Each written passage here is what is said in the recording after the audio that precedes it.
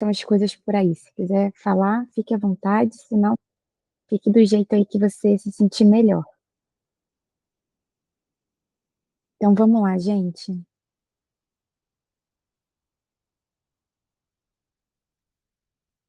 Então hoje a gente vai falar sobre os sintomas incômodos das crises de ansiedade e de pânico. E aí eu trouxe aqui alguns tópicos. Então a gente vai falar um pouquinho sobre o que que é o sintoma, como interpretar um sintoma, como lidar com o sintoma, a arquitetura da crise, e a gente vai falar de forma mais específica sobre tonturas, desmaios e por que a gente sente, porque muitas pessoas sentem essas reações durante as crises.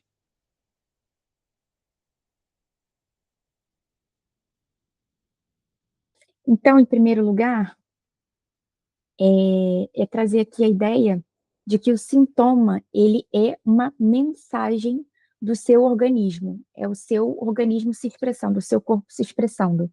Então, o sintoma, ele é incômodo, mas ele não é um inimigo.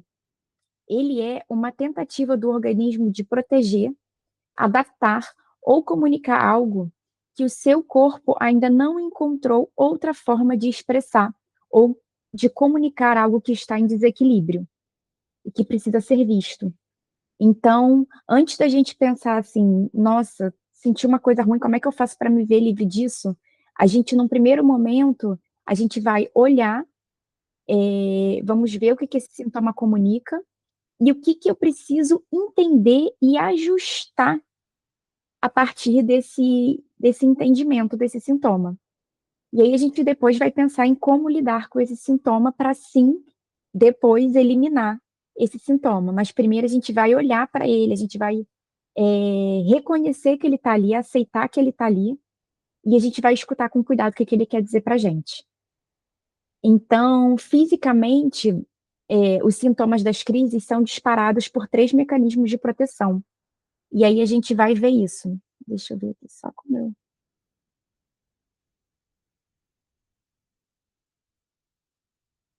Então, três mecanismos de proteção. Um é o luto-fuga, que vocês devem ter escutado muito já. Um outro sistema é a desconexão e o outro é a paralisia. Então, a gente vai ver aqui um por um.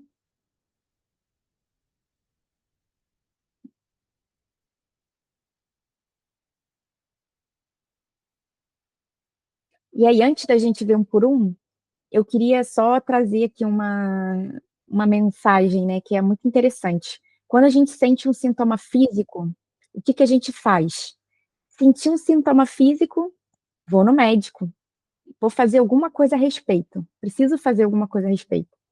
Então, sentir um sintoma físico, eu vou no médico, eu tomo um remédio, bebo mais água, vou comer melhor, vou fazer alguma coisa para aliviar aquilo. E quando a gente sente um sintoma emocional, o que que a gente faz? Coloca para debaixo do tapete. A gente vai tentando ignorar até não dar mais, né? Até sei lá, né? Enfim, até quando a gente tiver, o quanto a gente estiver disposto a sofrer. E aí eu coloquei aqui. E aí, quando a gente ignora aquele sintoma que tá, aquela mensagem, aquele sintoma que está pedindo para ser visto, ele tende, não é uma regra, mas ele tende a vir mais forte, até ele ser impossível de ser ignorado. E se você perceber, os sintomas das crises de pânico e ansiedade, para quem vive, a gente percebe que eles são impossíveis de ser ignorados. Então, aquelas frases que às vezes as pessoas falam assim, relaxa, é uma besteira, vai passar. A pessoa não consegue entender a magnitude daquilo que a gente está vivendo. É impossível de ser ignorado, realmente. Então, são esses sintomas pedindo para serem vistos. O nosso corpo gritando ali, sabe? Os nossos limites gritando. E aí a gente vai aqui, eu espero que o áudio esteja bom. Hoje eu tentei uma forma diferente aqui com esse fone, vamos ver. A arquitetura da crise. Então, como é que uma crise de pânico, esse é um primeiro esquema. Mais à frente, existe o ciclo das crises de pânico e ansiedade também que precisa ser visto. Mas esse é o primeiro momento, né? Vamos dizer, uma primeira crise. Quando você tem uma crise, é basicamente isso que aconteceria. Então, existe algo dentro ali do seu emocional que ainda não foi visto, algo que te violenta, algo que fere os seus limites, algo que te faz sofrer, algo que te desconecta da sua essência, o não ouvir as suas necessidades. E o nosso corpo, ele está o tempo inteiro realizando muitas atividades. Deixa eu ver aqui se eu estou gravando, gente. Eu acho que eu tirei a gravação. Tirei a gravação. Ah, não, tá aqui, tá gravando. Tá ótimo. O nosso corpo, ele tem muitas funções, especialmente funções ligadas ao emocional, mas também, enfim, tudo é físico no final, né? Mas diversas funções que são automáticas. Então, o nosso corpo, sabiamente, ele está o tempo inteiro fazendo associações inconscientes. Então, para a gente pensar, para a gente sentir as emoções, por detrás existe uma base ali, que eu chamo uma base interior ali, que está gerando associações, está gerando percepções. Então, mesmo que você racionalmente não esteja percebendo que existe algo que te violenta, que existe algo que fere seus limites, que existe algo que te faz sofrer, o seu corpo já sentiu, já associou, já está mandando, enviando mensagens de que aquilo não pode continuar, de que aquilo está te violentando, né? Enfim. E aí, para te proteger, o seu corpo inconscientemente também ele, ele ativa sistemas de proteção e sobrevivência. E esses sistemas aqui eu separei um pouquinho nessas três categorias, né? Despersonalização, que como a gente vai falar de sintomas, eu acho que fica muito interessante, assim, para a gente se conectar. Então, a despersonalização, eu coloquei aqui desconexão com o corpo e com o espaço. Então, sintomas como desmaio, ou sensação de desmaio, tonturas,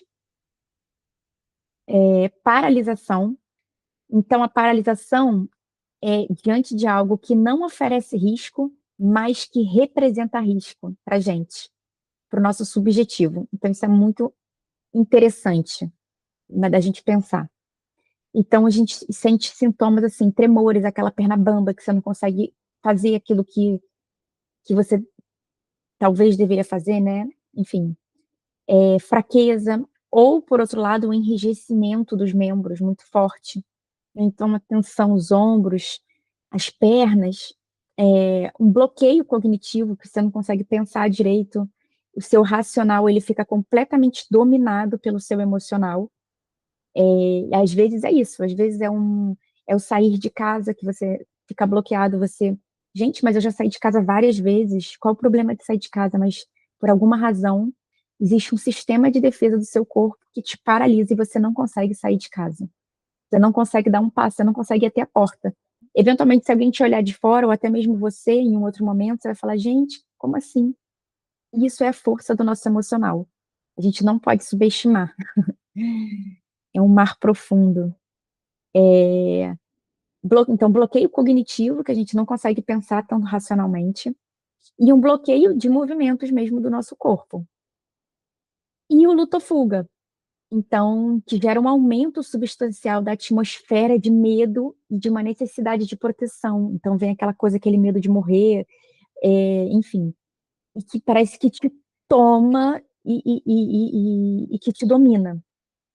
E aí a gente vem coração acelerado, pensamentos catastróficos, enfim, ligados à sobrevivência, respiração ofegante, a mão gelada, a boca seca e vários outros. E esses sintomas, eles se misturam. Não necessariamente você sente só um, né? Enfim, muitas vezes a gente vai ver aqui que o nosso sistema nervoso, ele muitas vezes ele funciona meio no ou tudo ou nada.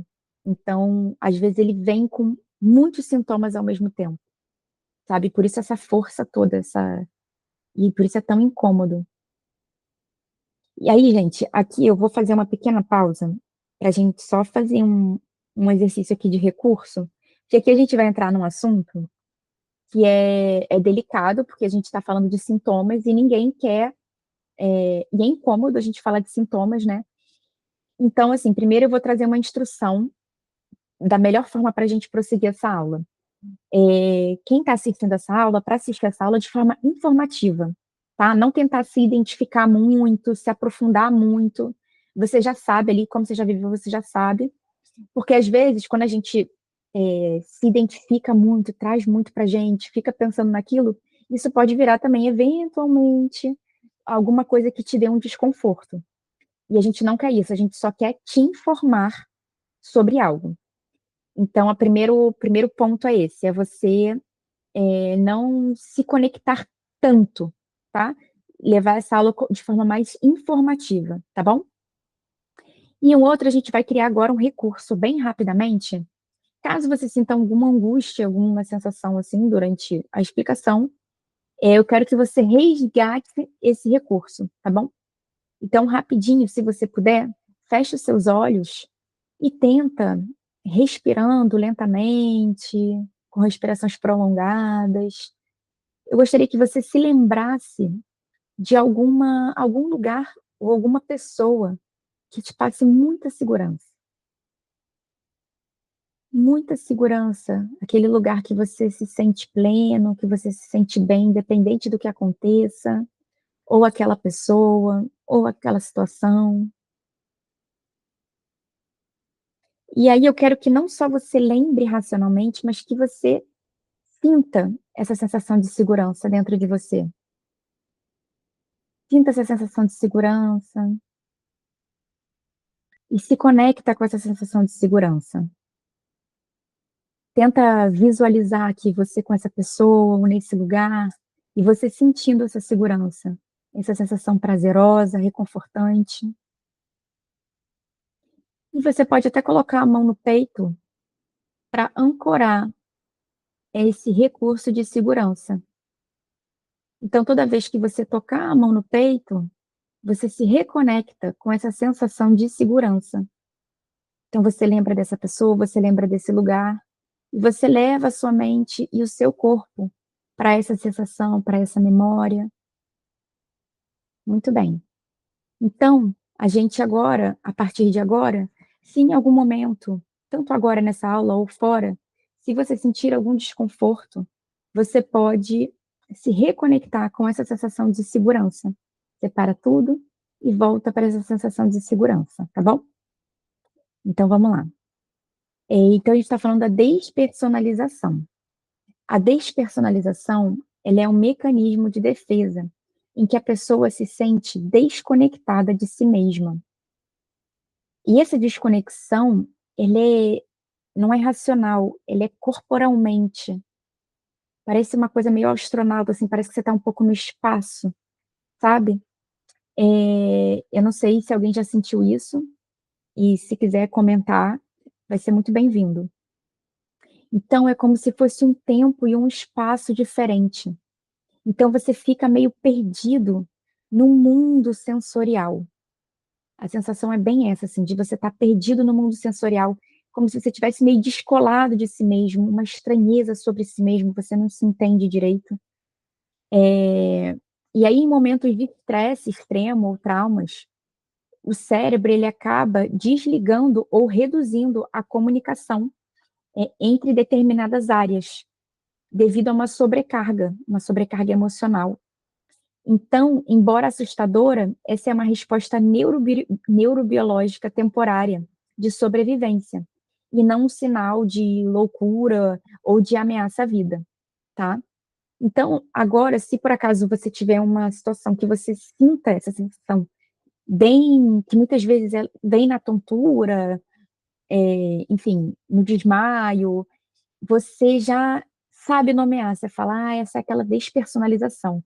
E quando a gente nomeia, automaticamente, a gente, se assusta menos, e a gente tem mais recursos para não entrar nesse valão de sintomas, sabe. A gente consegue, como se tivesse um buraco no gelo, a gente não entra no buraco, a gente consegue ficar ali fora, sabe. Então essa é a importância da gente de entender o que está acontecendo com a gente e nomear, tá. Então, aí eu trouxe aqui que a despersonalização é uma desconexão com a realidade, para anestesiar a dor. Então a gente sente essa desconexão com a realidade. Se você sentir essa desconexão com a realidade, você não vai mais pensar: "Meu Deus, que coisa estranha, socorro, o que está acontecendo comigo? Eu estou morrendo, eu estou ficando louca". Não, você vai dizer: "É uma despersonalização, é um sintoma de despersonalização, que é uma coisa que pode acontecer".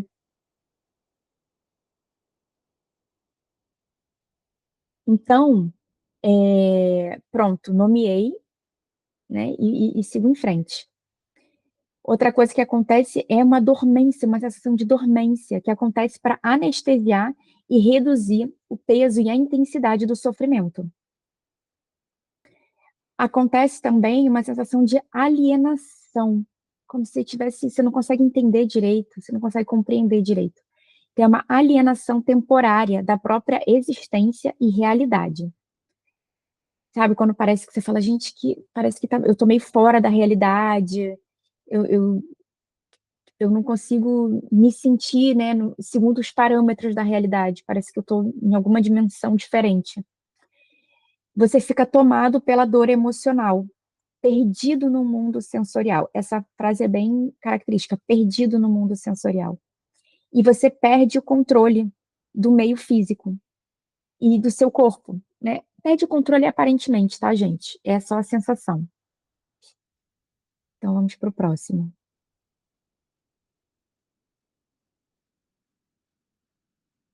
Então, fisicamente, o seu corpo, como eu falei, ele reduziu a comunicação entre partes deles, e isso gera um entorpecimento emocional, para evitar sobrecarga, e a gente tem algumas funções que são executadas de forma diferente, tá, do que se você não tivesse sob esse forte impacto emocional.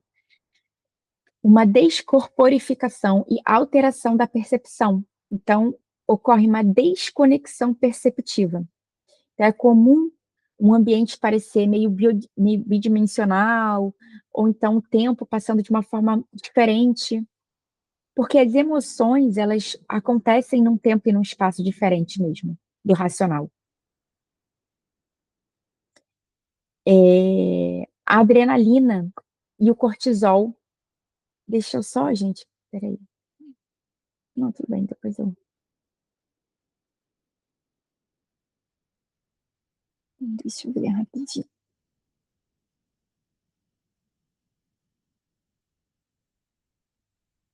Tirei aqui, tudo bem. Bom, a adrenalina e o cortisol. Então, há uma desorganização, em que, ao mesmo tempo, o seu corpo busca, te proteger, te machucando. Então, o sistema de defesa, a ideia dele, né, ele tá ali para te proteger, mas ele acaba, através dos sintomas, de alguma forma, te ferindo, né, gerando um incômodo também. E aí eu coloquei aqui que esses processos, eles podem acontecer em paralelo, tá, todos esses processos que a gente vai ver, não necessariamente vai acontecer só despersonalização, só luta-fuga. E eu coloquei aqui que chega uma hora que o nosso organismo, ele começa a ficar completamente desorganizado e confuso. Sabe aquela coisa assim: "Eu não sei quem eu vou combater, então eu combato todo mundo"? É um pouco isso. E ele começa a ficar muito sensível. Então, às vezes, eu não sei se alguém tem gato aqui, mas mal comparando, sabe gato que se assusta com qualquer coisa?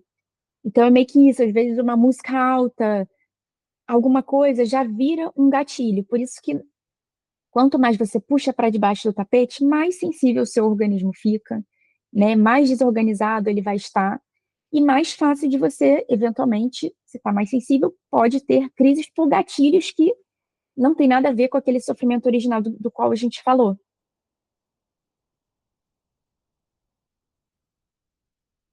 Então o próximo, paralisação.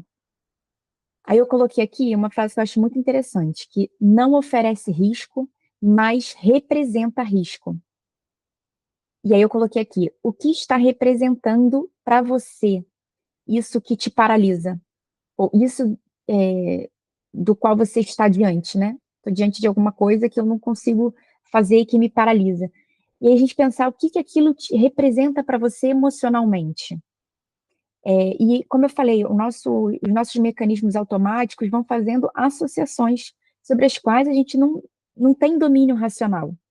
Então, algumas coisas a gente não vai lembrar, mas é importante a gente tentar entender essa conexão para a gente dessensibilizar essa conexão e refazer outras conexões, tá? Então, às vezes, é uma coisa que você olha e você fala: "Olha, não me oferece risco", né. Tem gente que tem fobia, por exemplo, de lagartixa, sabe que a lagartixa não vai fazer nada com ela, mas é uma coisa aquela lagartixa representa alguma coisa. E é disso que ela está se defendendo, não é da lagartixa, é do que a lagartixa representa, entendeu? Então é isso, o que aquilo representa para você, né? O que sair de casa representa para você naquele momento. Porque você tem que se proteger disso naquele momento. E isso tem camadas mais emocionais, assim, mais profundas, ligadas à história, não é simplesmente o medo de ter crise. Isso também acontece, tá? E aí a gente faz um trabalho até especialmente com os pensamentos e tal, para a gente criar recursos para conseguir sair de casa melhor. Mas às vezes aquele medo de sair pela crise, a crise está representando, na verdade, outros medos, sabe? Que estão por trás ali de bastidor. Aí, bom, é uma reação de congelamento, em que o cérebro, sobrecarregado por uma descarga intensa de adrenalina ou medo, impede temporariamente a pessoa de agir. Então, pode se manifestar como um travamento físico, ou seja, uma dificuldade de você se mover, ou mental, né? Então, você tem uma incapacidade de tomar decisões, de raciocinar, como talvez tradicionalmente você raciocinaria. E aí é ativada uma resposta instintiva de sobrevivência, de te congelar. Ou então, por exemplo, às vezes, já aconteceu comigo, né? Uma vez que um fogão pegou fogo e eu fiquei completamente congelada. Não sabia o que fazer. E eu que me julgo um pouco safa, fiquei completamente congelada, assim, fiquei estática. Então, um pouquinho, é um exemplo, assim, né? E aí, fisicamente falando, né, os músculos tendem a ficar tensos, endurecidos. Você pode ter tremores ou sensações de fraqueza extrema, perna bamba. A pessoa, é tudo que te dificulta de caminhar, né, e de ficar em pé. Então, a pessoa, ela se sente fisicamente presa em um lugar só, congelada, incapaz de fazer algo. E luta e fuga. Então, é como se o corpo se preparasse para se defender lutando ou fugindo. E para isso direciona mais sangue para áreas essenciais, como o coração, aumentando, por exemplo, a frequência cardíaca e deixando as extremidades com menos circulação.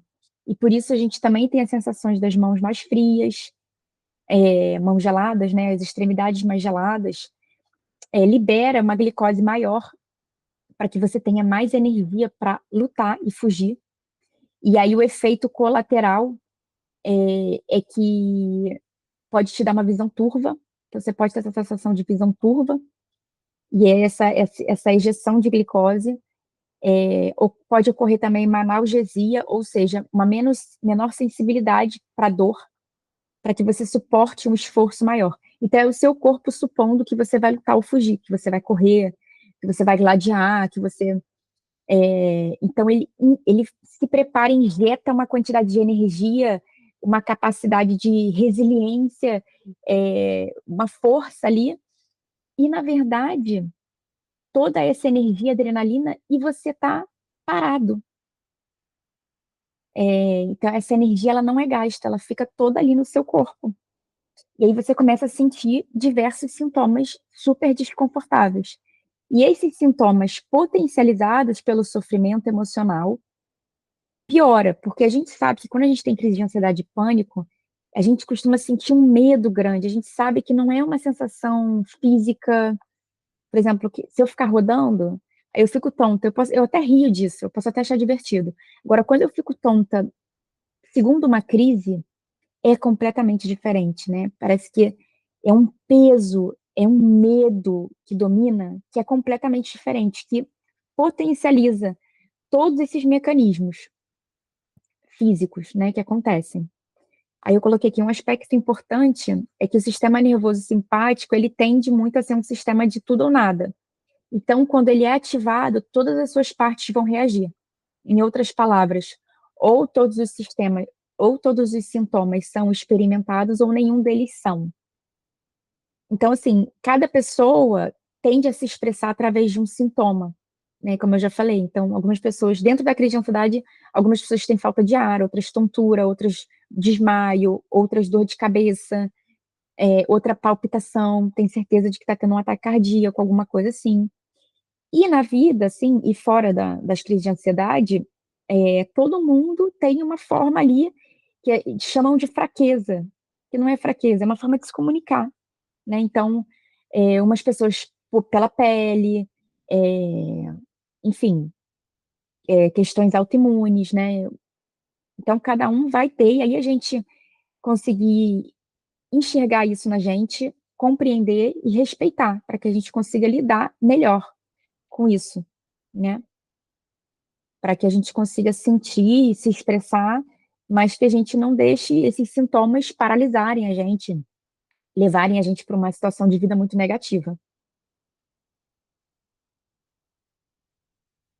E aí eu coloquei aqui o emocional versus o físico, porque aqui tudo, no fundo tudo é físico, né? Porque o nosso corpo, todas essas é uma coisa muito profunda, porque são tantas camadas que o nosso corpo tem, né? Que a ciência está estudando a todo momento ainda, e faltam respostas, mas no fundo tudo é circuitaria, né? Então todas essas coisas que acontecem, elas acontecem num ambiente físico, porém o emocional é como se fosse o fundo ali do mar, é uma outra dimensão que é gerada por questões físicas, mas é uma questão que a gente não pega, né? O emocional, a gente tem circuitarias que geram amor, que geram prazer, mas esse amor parece um sopro, o amor, o prazer, são coisas que a gente não pega, né? É meio mágico, assim, é meio não racional, assim. Então, é muito profundo, assim.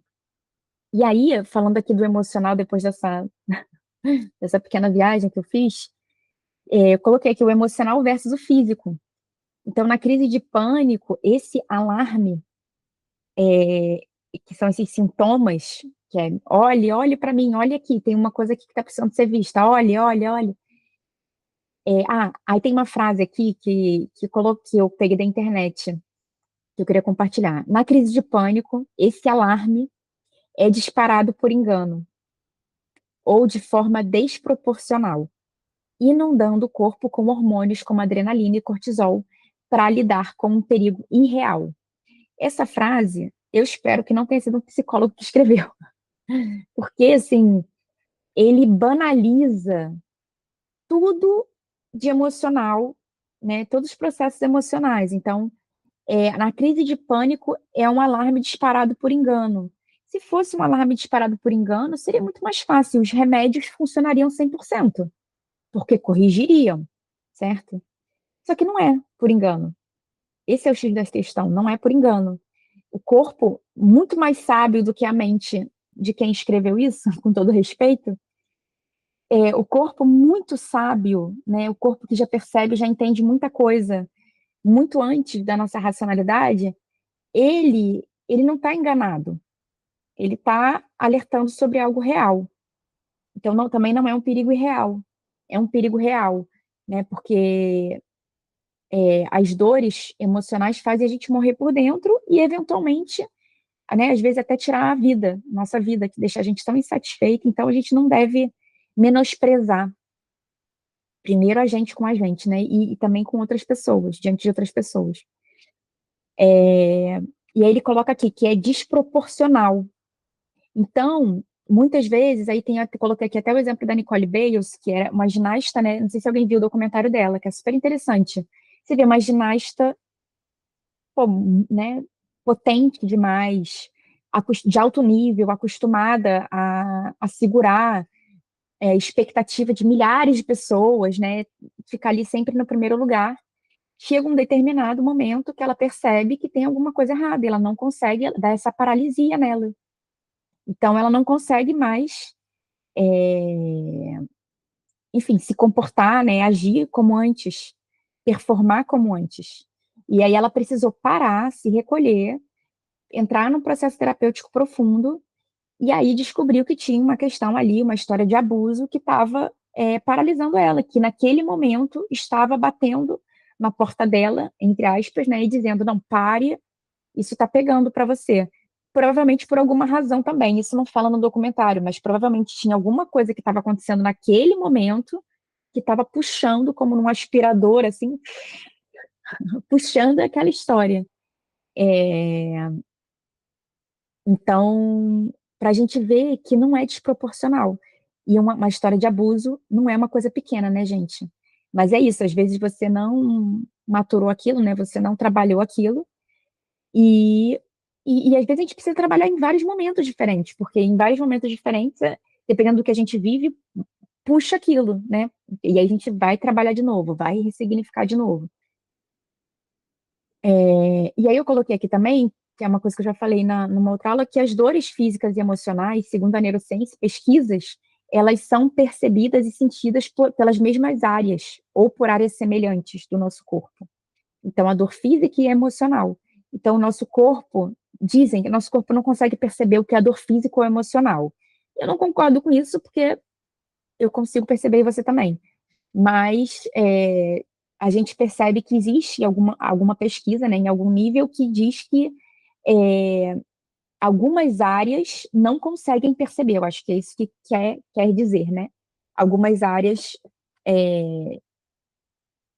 não conseguem perceber a diferença. E aí, eventualmente, outras áreas conseguem fazer essa distinção. E aí a gente vai entrar agora.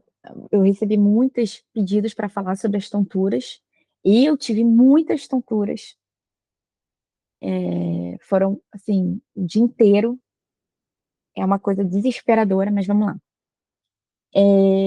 Então, a tontura durante a resposta de luta ou fuga, ativada pelo estresse, pela ansiedade ou pelo perigo, ela acontece porque o corpo passa por uma série de mudanças físicas drásticas projetadas para a sobrevivência, que afetam o fluxo sanguíneo, a oxigenação do cérebro, e os principais motivos físicos para as tonturas acontecerem são a hiperventilação, que a gente vai ver que tem a ver com a próxima, que é a redistribuição de sangue, adrenalina e cortisol, e a tensão muscular.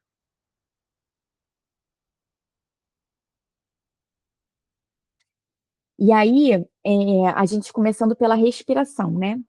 Muitas vezes, quando a gente começa a sentir a estranheza, né, que tem alguma coisa acontecendo, alguma coisa errada, a primeira coisa que muda tende a ser a nossa respiração. A gente tende a contrair o corpo, porque a gente começa a ficar num estado de vigília com nossos sintomas, né? Caramba, tem alguma coisa que está acontecendo errada. Então, aí eu já começo a mudar a respiração sem eu perceber, eu começo a fazer respirações mais curtas. E aí, quando eu faço respirações mais curtas, eu entro no hiperventilação. E aí eu começo a inspirar mais do que a expirar. Então, eu vou colocando para dentro muito oxigênio e a minha taxa de CO2 cai muito. E então aí tem dois processos acontecendo, né? Um é isso, que a taxa de CO2 baixa, e a outra é que eu não consigo oxigenar e levar sangue para o meu cérebro. Então, isso começa a trazer uma sensação de tontura, eventualmente um pouquinho de desmaio, aquela sensação de desmaio. Então, eu coloquei aqui a respiração ofegante rápida e curta, em que você inspira mais do que expira, mantém a taxa de CO2 muito baixa. E isso gera uma redução real do fluxo do sangue para a cabeça, porque você não consegue bombear o fluxo para a cabeça como deveria. O cérebro com menos sangue, aí está aqui, o cérebro com menos sangue, um efeito colateral decorrente do crescimento na função respiratória, especialmente sem que nenhuma atividade física ocorra, é uma redução real do fluxo de sangue para a cabeça. E você começa a respirar, né, ofegante, então você não consegue fazer essa passagem de sangue, né, afeta a circulação, então você começa a ter dificuldade de fazer essa circulação, então você tem menos oxigenação, então gera todos esses sintomas. Então a respiração ela está completamente ligada ao fluxo sanguíneo. Por isso que a gente indica uma respiração o mais prolongada possível. Então, porque aí, quando você tem uma respiração prolongada, você tem a oportunidade de ir regulando ela e regulando essas taxas de oxigênio e CO2.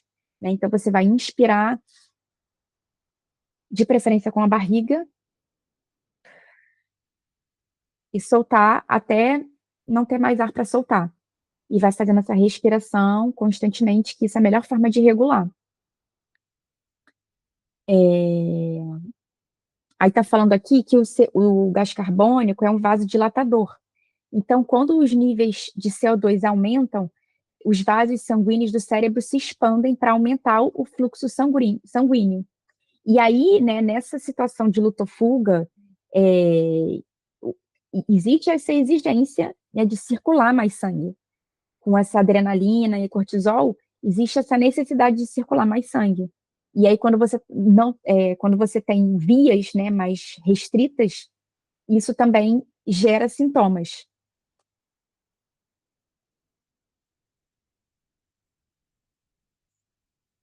Aí eu coloquei aqui, também a liberação súbita desses hormônios pode alterar o funcionamento vestibular, de equilíbrio no ouvido interno, gerando sensação de instabilidade. Então, a sensação de tontura também pode vir por causa essa injeção de hormônios abruptas. E o último, que era a tensão muscular, que a gente falou. E é interessante porque a gente, sem reparar, a gente fica muito tenso o tempo inteiro. Por isso que eu sou muito a favor de áudios, de exercícios, audioterapia, porque são exercícios que focam muito, os meus, pelo menos, né, em você tirar essa tensão do corpo, né, pontualmente. Então, isso é muito importante, porque como a gente vai ver aqui, isso pode gerar um sintoma. Então, a tensão crônica nos músculos do pescoço e ombros, comum na ansiedade, aquele ombro, né, assim, pode restringir a circulação e contribuir para a tontura. Então, é um conjunto de coisas que, como a gente falou, a gente está num momento assim de alta sensibilidade, a gente não está percebendo nada, o nosso racional está perdido no emocional, e, e os sintomas vão se somando. E aí eu coloquei aqui, por que a tontura da luto-fuga não costuma causar desmaio? Embora a sensação seja de que você vai desmaiar, às vezes, a resposta de luto-fuga geralmente aumenta a pressão arterial, diferente do desmaio comum, que acontece devido a uma pressão baixa. Então, essa alta de pressão faz com que o sangue chegue ao cérebro, apesar dessa sensação de vertigem.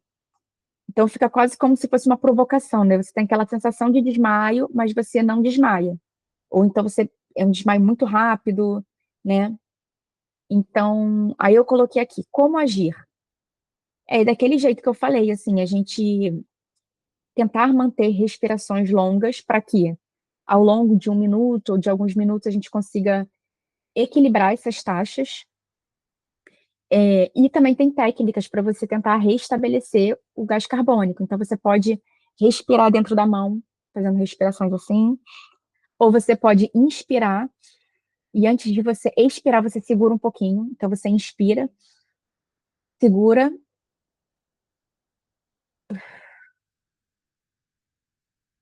você pode segurar de novo também, que é a respiração quadrada. Aí você inspira, segura,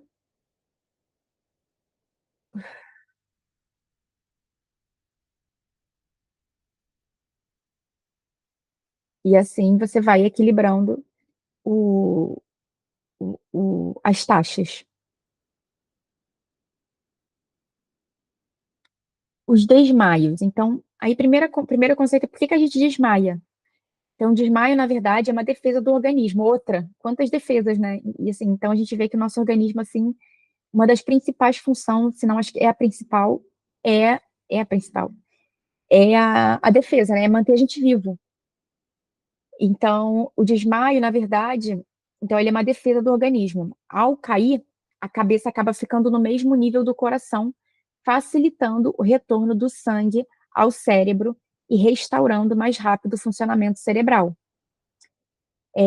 Aí eu coloquei aqui que os desmaios também podem acontecer, ou essa sensação, devido a uma resposta brusca do nervo vago e do sistema nervoso parasimpático, que injeta ali hormônios contrários aos hormônios que geram as crises, gerando uma baixa na pressão brusca, porque basicamente a gente tem o sistema nervoso simpático que gera as crises, e a gente tem o sistema nervoso parasimpático que vai acabar com as crises, assim, num esquema bem simples. Então, sistema nervoso simpático, sistema nervoso parasimpático. Ele vai parar com a crise, vamos dizer assim, né? Parasimpático, para a gente guardar. E o nervo vago, ele faz parte desse sistema parasimpático. E como é que o sistema parasimpático, que é responsável por restabelecer o equilíbrio do corpo pela homeostase, como é que ele atua? Através de hormônios, enfim, e outros mecanismos automáticos opostos àquele do simpático. E aí, às vezes, quando essa ativação é muito brusca, pode ser que aconteça desmaios ou, ou essa sensação de desmaio. Por um lado, é uma boa notícia, porque é o seu corpo tentando, né, fazer com que você se restabeleça. Outra questão pode ser a respiração rápida, que gera hiperventilação e menos cérebro no sangue, que foi o que a gente viu antes. E aí eu coloquei aqui de novo que a respiração é um ato consciente que a gente respira inconsciente. Então, no dia a dia, eu durmo, acordo, eu estou respirando, eu não percebo. Ele é automático, é uma função automática do meu corpo. Porém, eu também posso escolher, de alguma forma, regular essa função, a qualidade, a intensidade.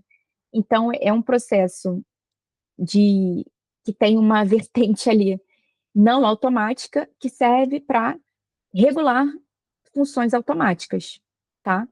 Outras funções, além da própria respiração, outras funções automáticas. Então, né, através do pensamento, enfim, a gente consegue essa regulação.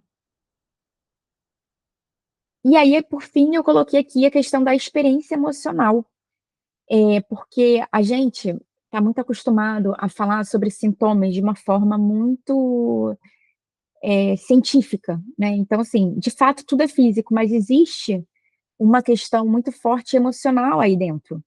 E é exatamente isso que mais incomoda, se você for lembrar, né? Esse lado emocional que incomoda tanto, né? E que gera tanto medo, porque, né, o medo, ele é emocional, é uma emoção, né? Que liga a gente a essas questões de sobrevivência. E o que gera medo da gente de morrer, ou o que coloca a gente perto de questões ligadas à sobrevivência? Não é só um carro vindo na sua direção. É medo de não ser amado, é medo de não ser aceito, é desrespeitar os seus limites, são violências que às vezes a gente faz com a gente mesmo, ou que a gente permita que outros façam com a gente. Então, tudo isso colocam a gente perto da sobrevivência, entendeu? E tudo isso é emoção.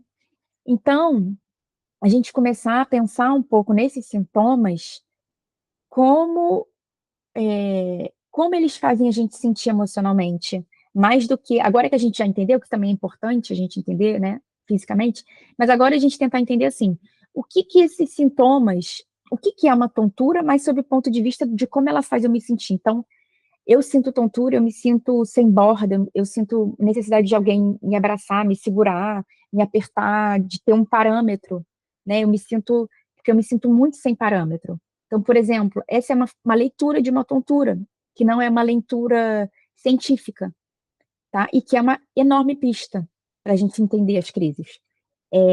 Ou isso é uma falta de borda, é uma falta de limite. Então, isso talvez vá trazer uma outra interpretação.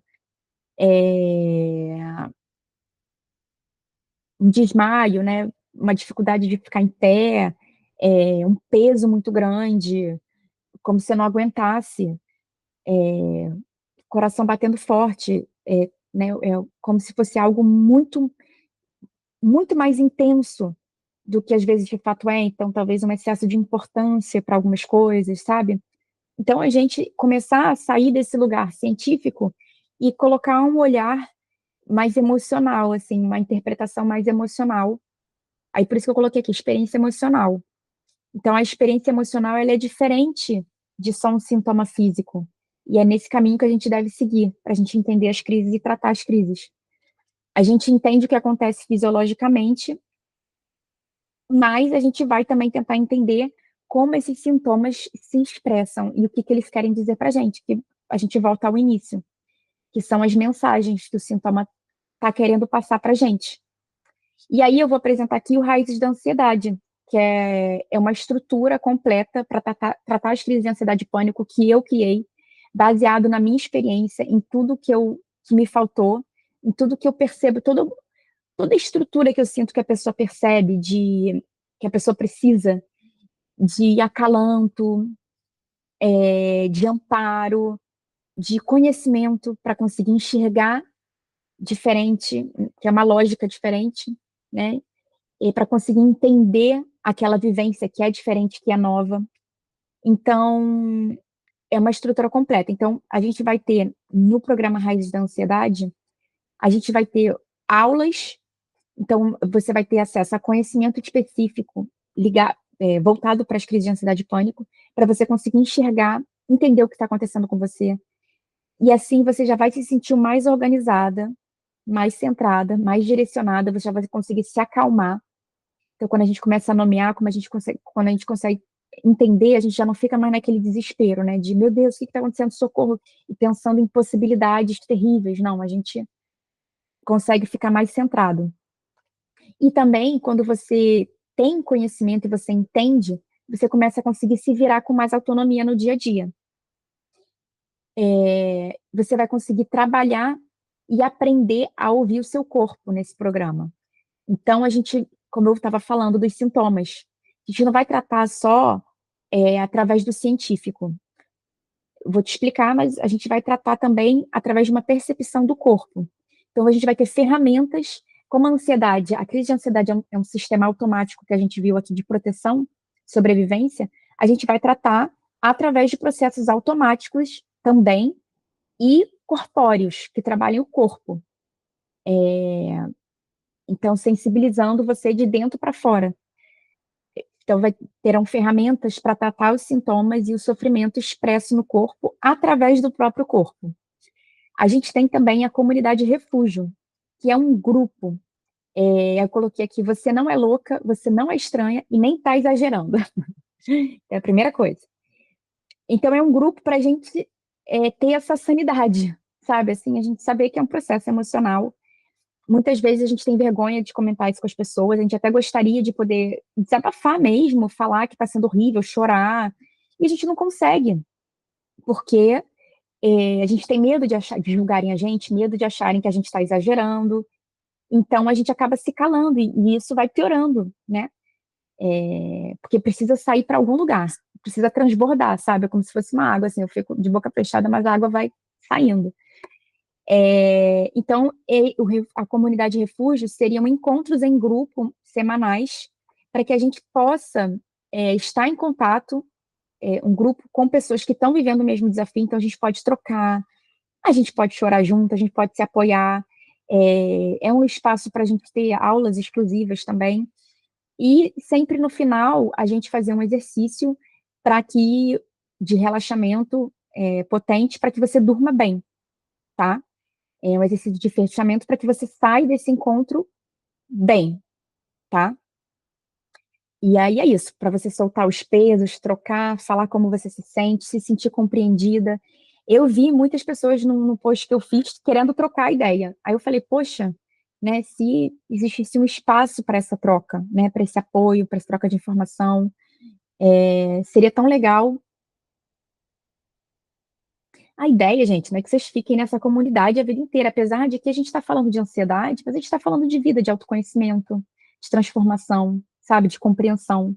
Então, você entra para falar sobre ansiedade, crise de ansiedade, e você sai se compreendendo, transformada, com uma noção, um conhecimento absurdo sobre autoconhecimento que você vai usar em diversas áreas da sua vida, seus relacionamentos, no seu trabalho. Então, você sai muito mais potente, sabe? Então, não é chato, é interessante. Então, encontros para realizar práticas que sozinho talvez você não faça. E para estar à noite com vocês, te ajudando a ter uma melhor noite de sono e entrar no sono com mais leveza e segurança. Então, eu ofereço também áudios terapêuticos, mas muitas vezes as pessoas não fazem. Então, esses encontros semanais, eles servem também para as pessoas fazerem, né? Que às vezes a pessoa faz uma vez, gosta, porque é muito prazeroso, e aí depois ela começa a conseguir fazer sozinha. tá? E já tem aquele horário marcado que ela vai fazer. E é muito importante, porque é como se fosse um remédio natural, entendeu?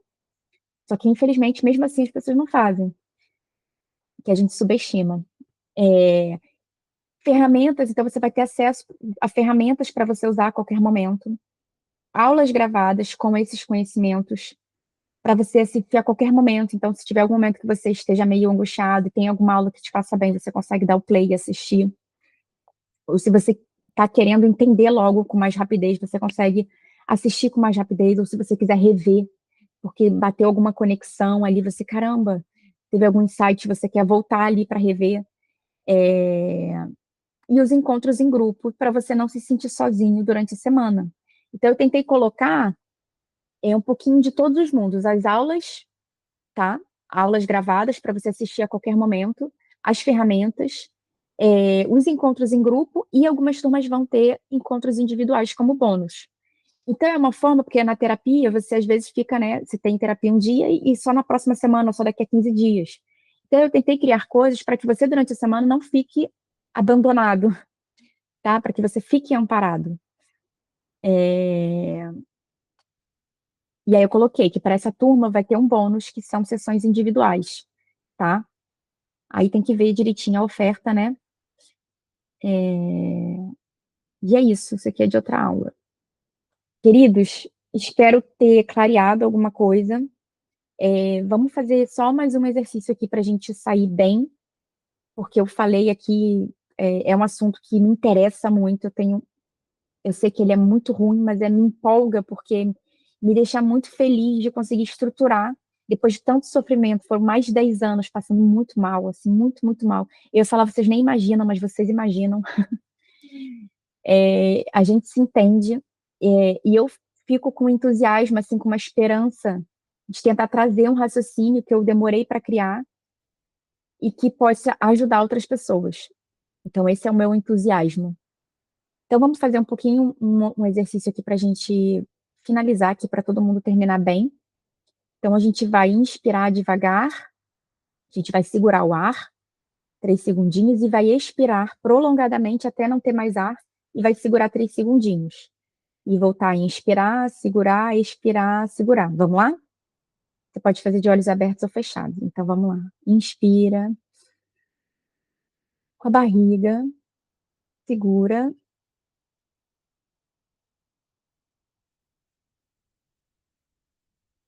solta todo o ar, segura. Inspira gentilmente, segura,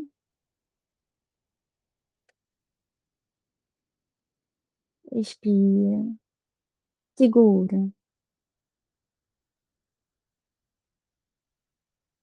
Percebe a sua respiração, percebe que você vai prolongando ela, vai fazendo no seu ritmo, percebe a sua barriga inflando, se concentra nos movimentos do seu corpo. Próxima vez que você expirar, você vai soltar os ombros.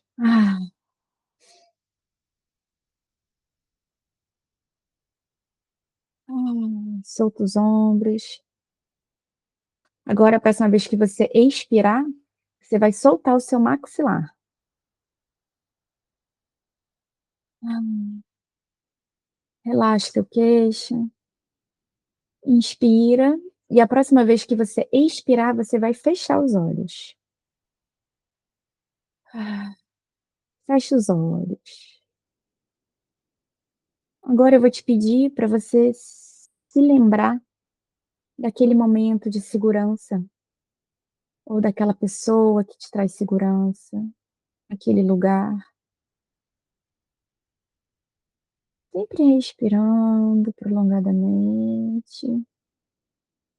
Lembre-se daquele lugar, daquele espaço que te traz segurança.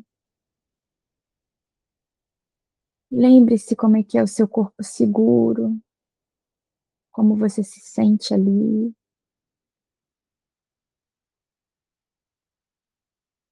Como é que você manifesta essa segurança? Você Simplesmente se sente bem por dentro ou você sorri?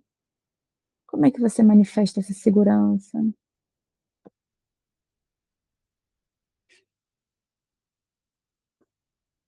E agora se conecta com essa emoção, com essa segurança, sente ela dentro do seu peito, como se você trouxesse ela para dentro do seu peito, lá para dentro do seu peito você traz essa segurança.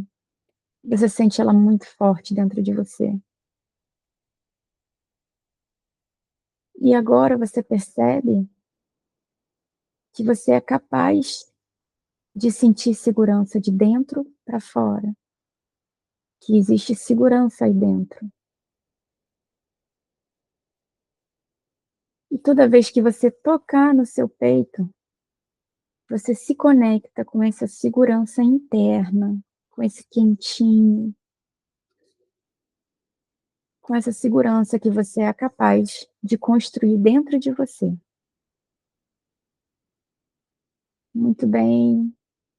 A gente vai ancorando essa segurança com esse movimento de tocar no peito e você vai massageando o seu peito. Massageia, deixando quentinho, se conectando com essa vibração da segurança. E toda vez que você estiver em alguma situação que te falte essa energia da segurança, você pode fazer esse exercício. Se conectar, colocar a mão no peito, se conectar com essa segurança, produzir essa segurança dentro. Muito bem. A gente vai fazer mais uma respiração, e enquanto você faz as respirações, eu vou fazer uma contagem de 1 a 5, e você no 5 vai abrir os olhos. Então 1, inspira prolongadamente, expira. 2, inspira delicadamente, expira e vai acordando o seu corpo. 3, inspire e expire, vai mexendo as mãos, acordando as mãos, as pernas. 4, vai acordando os ombros e mexendo os ombros. E 5, pode abrir os olhos, quando você quiser e se sentir confortável. Muito bem, os meus olhinhos já ficam como? Eu já me dá onda já, dá um relaxamento muito bom. E é isso, esses exercícios, quanto mais você se entrega para o relaxamento, mais produz hormônios de relaxamento, mais efeito te dá, assim. Então você praticando, quanto mais você praticar, mais rápido você sente os efeitos. Queridos, é isso.